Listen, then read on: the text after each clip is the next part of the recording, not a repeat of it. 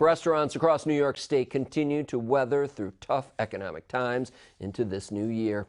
As the new legislative session is set to get started this week, the State Restaurant Association is advocating for several measures to keep the industry afloat. News Channel 34's Karina Capabianca has the latest.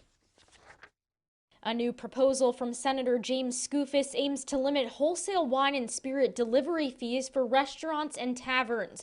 Wholesalers would be prohibited from charging delivery fees on orders greater than $200 and would be limited to a set fee of $7.50 for orders less than $200. The president and CEO of the New York State Restaurant Association says it's one measure that could benefit the industry. We've seen those rates vary quite a bit depending on who we're dealing with. So they could go up to $30, $40 a delivery, and then depending on how many deliveries a week you get, it can add up for a restaurant. So right now, I mean, any little thing we can do like that is going to have an impact if we can add enough of them together. She says the organization is also assessing what has worked well over the past few months. We're looking at things like alcohol to go, having that pass through the legislature instead of just a 30-day executive order from the governor that has to be re-upped. She's also looking at making the expedited permitting process for outdoor dining more permanent